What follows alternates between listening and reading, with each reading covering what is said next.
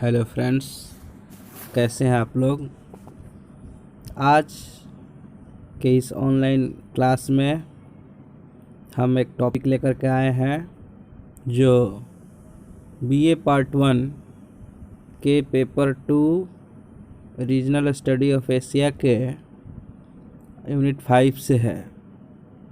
और आज हम इसमें देखेंगे भारत के पूर्व में स्थित पड़ोसी देश म्यांमार, जिसका पुराना नाम बर्मा है, उसके बारे में संपूर्ण भौगोलिक जानकारी, टोटल ज्योग्राफिकल अकाउंट, आज हम उसी की चर्चा करेंगे। तो यूनिट 5 में जो 4-5 पड़ोसी देशों के बारे में पढ़ना है, उसमें से 2 देशों के बारे में संपूर्ण भौगोलिक जानकारी परीक्षा में आता है, जिसमें से एक का उत्तर आप लोगों को देना होता है। तो आज का जो प्रमुख देश है वह म्यांमार है, जिसे हम पहले बर्मा के नाम से जानते थे। यह भारत के पूर्वी सीमा पर स्थित है और इसीलिए यहाँ की जलवायु उत्तर पूर्वी भारत से मिलती जुलती है। जलवायु के साथ साथ प्राकृतिक सामाजिक स्थिति भी बहुत हद तक मिलती जुलती है। इससे पहले ब्रह्मदेश के नाम से भी जाना जाता था। इसकी राजधानी पहले रंगून हुआ करती थी, बाद में यांगून हो गया और अभी नेपाइदो में इसकी राजधानी है। म्यांमार को पैगोडों का देश कहा जाता है, क्योंकि यहाँ बौद्ध धर्म प्रमुख रूप से फैला हुआ है। 1937 के पहले यह भारत का ही अंग था। बाद में इसे स्वतंत्र पृथक देश के रूप में मान्यता मिली और जनवरी 1948 में स्वतंत्र गणराज्य के रूप में स्थापित हुआ। अब हम देखते हैं इसकी स्थिति और विस्तार के बारे में। यह देश एशिया के दक्षिण पूर्वी भाग में स्थित है, जिसका अक्षांशीय विस्तार 9 डिग्री 30 मिनट उत्तर से लेकर 28 डिग्री 35 मिनट उत्तर तक तथा देशांतरीय विस्तार 92 डिग्री 10 मिनट से लेकर 101 डिग्री 10 मिनट पूर्वी देशांतर तक है। इसकी उत्तर दक्षिण लंबाई 1920 किलोमीटर तथा पूर्व पश्चिम चौड़ाई 923 किलोमीटर है। यदि हम चौहद्दी देखें तो इस देश के उत्तर में चीन तथा भारत,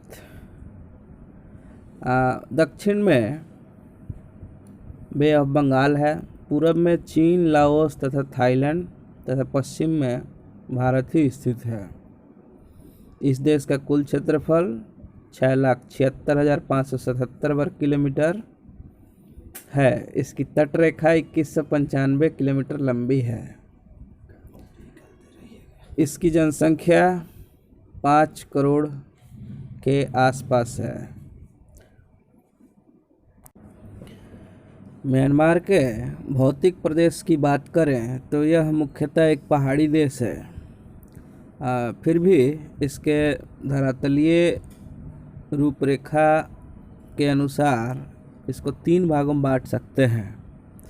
पश्चिम का पर्वतीय प्रदेश, पूर्व का पठारी प्रदेश तथा मध्यवर्ती मैदानी प्रदेश। अब गौर करें पश्चिमी पर्वतीय प्रदेश पर, तो म्यांमार के पश्चिमी भाग में हिमालय पर्वत श्रेणी का ही उत्तर से दक्षिण की ओर विस्तार है, जिसको अराकानयोमा पर्वत श्रेणी कहते हैं। यह औसत ऊंचाई की पहाड़ी है, जिसका सर्वोच्च शिखर सारामती शिखर है, जो कि 3,828 मीटर ऊंचा है। और यह पूरी पर्वत श्रृंखलाएं जो म्यांमार के पश्चिमी भाग में है, यह नवीन मोड़दार पर्वत श्रेणी है, जो अभी भी युवा अवस्था में है। म्यांमार के पूर्वी भाग में पठारी प्रदेश पाया जाता है, जो चीन के शान पठार और यूनान पठार का दक्षिणी विस्तार है और यह नीस और शिस्ट चट्टानों से बना हुआ है। मतलब यह कि यहाँ पहले ज्वालामुखी उद्गार हुआ होगा। पूर्वी पठार और पश्चिमी पर्वतीय प्रदेश के बीच बहुत ही उपजाऊ म्यांमार का मध्यवर्ती मैदान स्थित है, जिसे सितांग, चिंदविन तथा इरावदी आदि प्रमुख नदियों ने अपने जलोढ़ से बनाया है और यह जलोढ़ मिट्टी काफ़ी उपजाऊ होती है।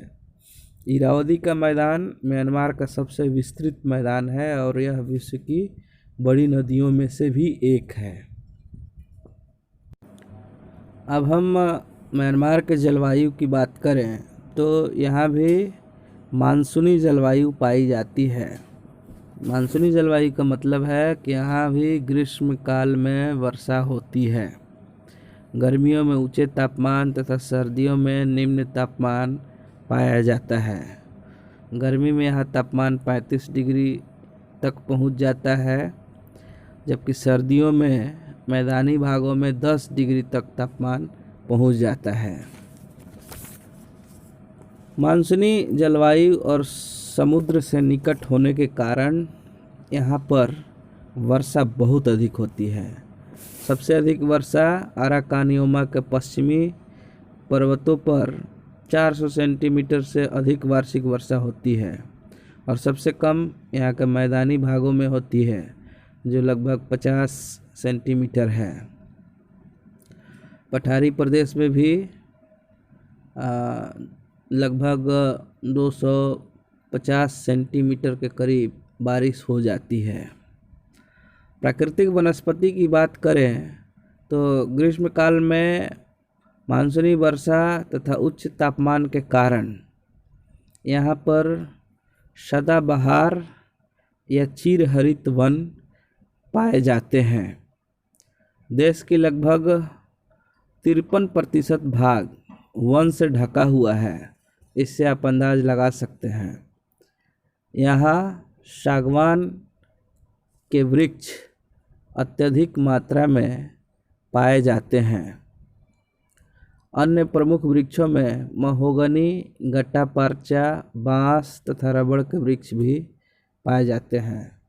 जहाँ 100 से 200 सेंटीमीटर बारिश होती है, वहाँ मानसूनी पतझड़ वन पाए जाते हैं, जिसके प्रमुख वृक्ष हैं पिनिकाडो, आम, साल, शीशम, सागौन इत्यादि। शुष्क मध्यवर्ती भागों में जहाँ वर्षा 100 सेंटीमीटर से कम होती है, वहाँ पर झाड़ियाँ और कटीले वृक्ष पाए जाते हैं। डेल्टाई तथा तटीय भागों में नारियल के वृक्ष पाए जाते हैं। मैंग्रोव वन भी पाए जाते हैं। अराकानियोमा के ऊंचे भागों में ओक, चीड़, देवदार तथा फर यानी कि नुकीली पत्ती वाले वन मिलते हैं। यह देश म्यांमार सागौन की लकड़ी के लिए प्रसिद्ध है। यह विश्व के 50% से अधिक सागौन की लकड़ी मिलती है, जिसे आप देखे होंगे कई फिल्मों में कि हाथी अपने सूंड में लकड़ी उठा कर के ढोता है या फिर नदी में डालता है और नदी की धारा के साथ यह लकड़ी अपने जगह पर पहुंचती है और फिर वहां से निकाल करके इसको कटिंग करके बाहर भेजा जाता है। तो ये सभी काम म्यांमार में होते हैं। जैसे याकोक्कू, प्रोमा, होंगू, रंगून, मोलमीन, इन सभी जगहों में लकड़ी कटाई का काम होता है। म्यांमार के कृषि की बात करें तो यह एक कृषि प्रधान देश है, क्योंकि यहाँ की लगभग 60% से अधिक जनसंख्या कृषि कार्यों में संलग्न है। यहाँ मानसूनी वर्षा अच्छी होने के कारण यह चावल प्रधान कृषि वाला देश है। यहाँ पर 3 प्रकार की कृषि की जाती है: शुष्क प्रदेशीय कृषि, डेल्टा प्रदेशीय कृषि, पर्वत प्रदेशीय कृषि। शुष्क कृषि वहाँ होती है जहाँ 100 सेंटीमीटर से कम बारिश होती है। इसके अंतर्गत कपास, मटर, ज्वार, बाजरा, तिलहन, मकई तथा मूंगफली की खेती होती है। डेल्टा प्रदेश आप लोग को पता है कि बहुत उपजाऊ होता है, बारिश भी अधिक होती है, इसलिए यहाँ पर चावल होता है प्रमुख रूप से। इसके अलावा जूट, रबड़, आलू, रसदार फल तथा गन्ना की भी खेती होती है। पर्वतीय प्रदेशों में सीढ़ीनुमा खेत बना करके चावल, कपास, आलू, चाय की खेती कर ली जाती है। कुल मिलाकर देखें तो यहाँ पर चावल, कपास, मूंगफली, जूट, रबड़, चाय, गन्ना, तिलहन तथा तंबाकू म्यांमार की प्रमुख फसलें हैं। खनिज संसाधन, उद्योग धंधा की कमी है यहाँ पर। जनसंख्या ज़्यादातर कृषि में लगी हुई है, इसलिए यहाँ खनिज संसाधनों का उतना विकास नहीं हो पाया है जितना होना चाहिए था। हालांकि खनिजों के मामले में म्यांमार अच्छी स्थिति में है और यहाँ का सबसे प्रमुख खनिज पदार्थ है पेट्रोलियम। खनिज पदार्थों में सोना, जस्ता, चांदी, टीन, वुल्फ्राम, बहुमूल्य रत्न भी पाए जाते हैं। जस्ता, सीसा, थोड़ा बहुत लोहा भी मिलता है, कोयला भी मिलता है।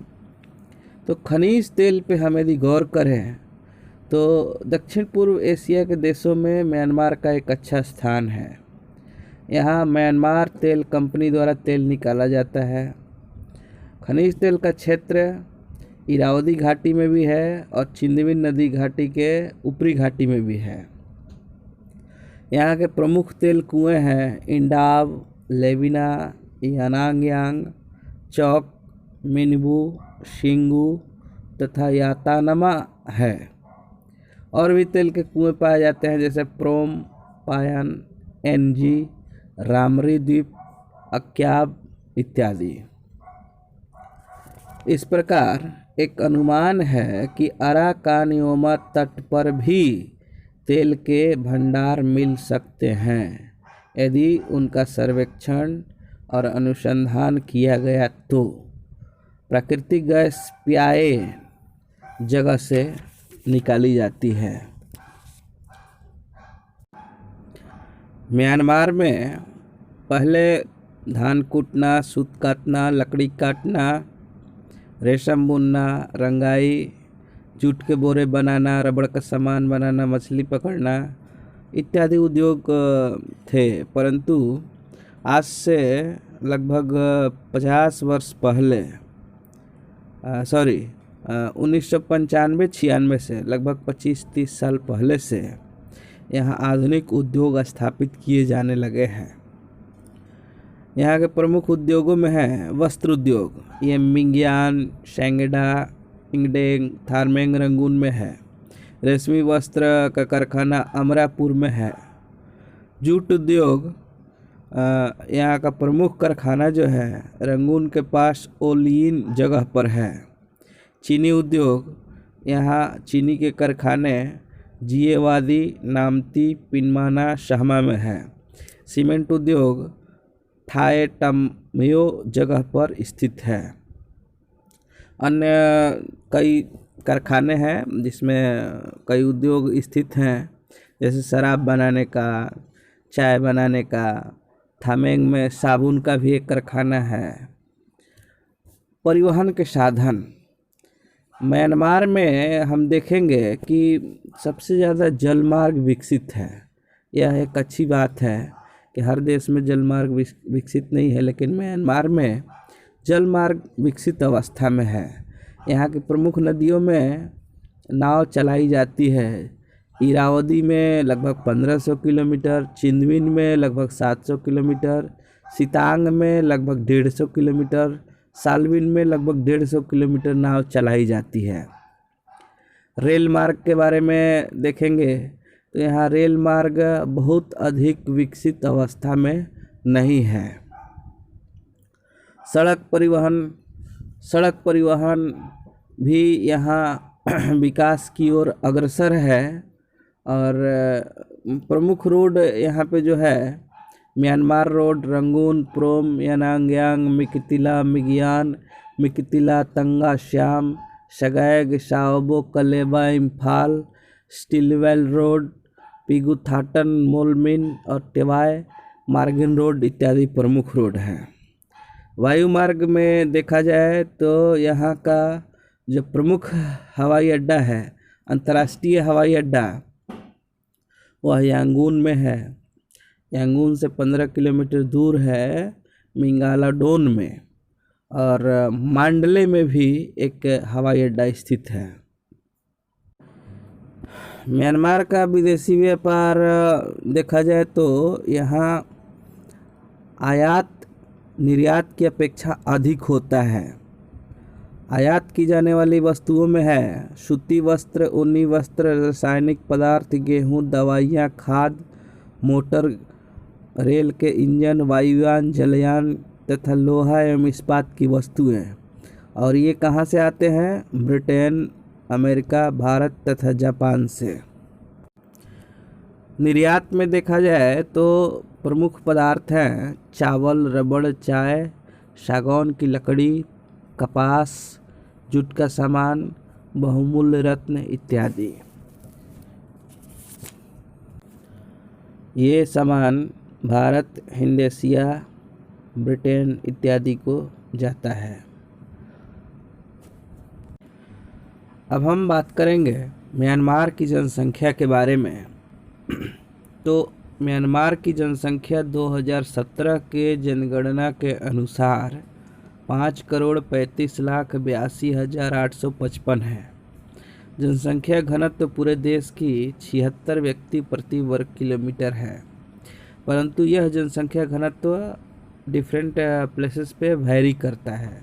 जैसे डेल्टाई प्रदेश में जहाँ अच्छी कृषि होती है वहाँ पे 300 व्यक्ति प्रति वर्ग किलोमीटर से भी अधिक है। हालांकि शान के पठार में यही जनसंख्या घनत्व 10 व्यक्ति प्रति वर्ग किलोमीटर से भी कम हो जाता है। अब हम एथनिक ग्रुप की बात करें तो बर्मा में सबसे अधिक बामार लोग हैं 68%, शान 9%, कैरेन 7%, रखाइन 4%, मौन 2%, इंडियन 2% और अन्य में 8% है।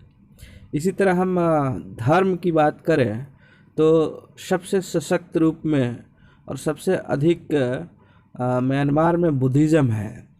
यहाँ बौद्ध 88% पाए जाते हैं। बाकी क्रिश्चियन या ईसाई कम्युनिटी 6.2% है, इस्लाम 4.3% है और अन्य लगभग 1.5% है। म्यांमार के प्रमुख शहरों की बात की जाए तो यांगून यहाँ का सबसे बड़ा शहर है। हालांकि यह रंगून या यांगून राजधानी भी रहा है, परंतु प्रशासनिक कार्यालय थोड़ी दूरी पर नेपाइदो में शिफ्ट कर दिया गया है। नेपाइदो को ही आजकल आप नेट पे सर्च करेंगे तो म्यांमार की राजधानी के रूप में दिखाता है, परंतु यह यांगून नगर से नज़दीक है। यह शहर राजनीतिक, आर्थिक, वाणिज्यिक, प्रशासनिक और अन्य सभी प्रकार की गतिविधियां यहाँ पर होती है, या यूँ कहे कि इन सभी गतिविधियों का केंद्र है। यह समुद्र तट से 38 किलोमीटर दूर है। इरावदी नदी के एक नहर के द्वारा जुड़ा हुआ है। यहाँ पर सूती वस्त्र के कारखाने हैं, औद्योगिक के अन्य केंद्र भी हैं।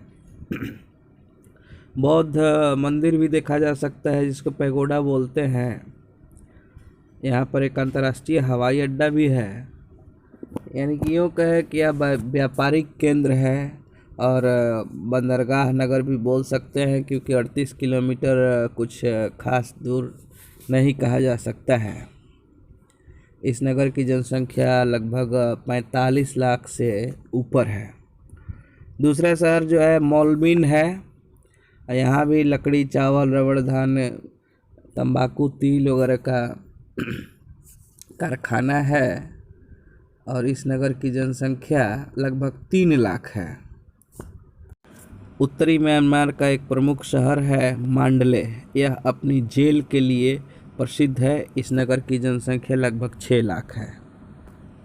इस प्रकार म्यांमार के भौगोलिक अध्ययन में म्यांमार को हम लगभग 7 प्राकृतिक प्रदेशों में बांट सकते हैं। नाम पे ध्यान दीजिएगा क्योंकि नाम से ही अर्थ भी स्पष्ट होता है। अराकान का तटीय प्रदेश यानी कि तटीय भाग में है। दक्षिणी डेल्टाई प्रदेश यानी कि डेल्टा प्रदेश है। तेना सेरिम का तटीय प्रदेश, यह भी तटीय भाग है। शान का पठारी प्रदेश यानी कि पठारी भाग है। मध्यवर्ती शुष्क प्रदेश, यह एक मैदानी भाग भी है। पश्चिमी पर्वतीय प्रदेश, यह अराकानियोमा का पर्वतीय प्रदेश है। उत्तरी पहाड़ी प्रदेश, उत्तर में जो पहाड़ियाँ हैं उनके लिए उत्तरी पहाड़ी प्रदेश कहा जाता है। अब समरी के रूप में या फिर क्विक फैक्ट्स के रूप में आपको मैं कुछ पॉइंट्स बताता हूँ, ध्यान से सुनिएगा, इसको याद भी करिएगा क्योंकि यह बहुत ही महत्वपूर्ण भी है। म्यांमार का सर्वोच्च पर्वत शिखर सारामती शिखर है। म्यांमार के पूर्वी भाग में शान का पठार स्थित है और यह लावा राख का भंडार भी है। पिगुयोमा पहाड़ी पर अनेक ज्वालामुखी पर्वत भी हैं। इरावदी नदी की डेल्टा बहुत ही उपजाऊ है। म्यांमार के लगभग 25% भूमि पर कृषि की जाती है। यहाँ शुष्क प्रदेशीय कृषि में कृषि प्राचीन ढंग तथा हल बैल द्वारा की जाती है। डेल्टाई भागों में चावल की कृषि होती है। शुष्क प्रदेशीय भाग में कपास की कृषि होती है, तिल की कृषि होती है। तंबाकू का उत्पादन पर्वतीय ढालों पर अधिक होता है। चाय के बागीचे शान पर्वत के पर्वतीय ढालों पर पाए जाते हैं। इसी प्रकार म्यांमार का प्रमुख खनिज पेट्रोलियम है। लाल मणि जो पत्थर है मांडले के उत्तर पूर्वी भाग में पाया जाता है। प्राकृतिक गैस प्याए नामक स्थान पर पाई जाती है। चांदी ज्वालामुखी चट्टानों से अधिक निकाली जाती है। चीनी मिट्टी के बर्तन मोलमीन में बनाए जाते हैं। रंगून, चौक, सीरियोम में तेल शोधन कारखाने हैं। म्यांमार के 7 प्राकृतिक प्रदेश: अराकान का तटीय प्रदेश, दक्षिणी डेल्टाई प्रदेश, तेना सेरिम का तटीय प्रदेश, शान का पठारी प्रदेश, मध्यवर्ती शुष्क प्रदेश, पश्चिमी पर्वतीय प्रदेश, उत्तरी पहाड़ी प्रदेश है और इनकी विशेषताएं भी अलग अलग हैं। इस प्रकार आज के चैप्टर में हम लोगों ने देखा कि म्यांमार का इंट्रोडक्शन, सरफेस कैसा है इसके बारे में देखा, क्लाइमेटिक कंडीशंस के बारे में, नेचुरल वेजिटेशंस के बारे में, एग्रीकल्चर के बारे में, मिनरल रिसोर्सेस के बारे में, इंडस्ट्रीज़ के बारे में, मैन्युफैक्चरिंग इंडस्ट्रीज़ के बारे में और मीन्स ऑफ ट्रांसपोर्टेशन के बारे में, फॉरेन ट्रेड के बारे में, population, cities and natural regions के बारे में हम लोगों ने देखा। तो जो प्रमुख सवाल परीक्षा में आता है वह ऐसे आता है कि म्यांमार का भौगोलिक विवरण दें। इस प्रकार यह बहुत ही महत्वपूर्ण चैप्टर है जिसे आप लोग बहुत ही ध्यान से पढ़ें, सुनें, नोट्स बनाएं और परीक्षा की तैयारी करें। बहुत बहुत धन्यवाद।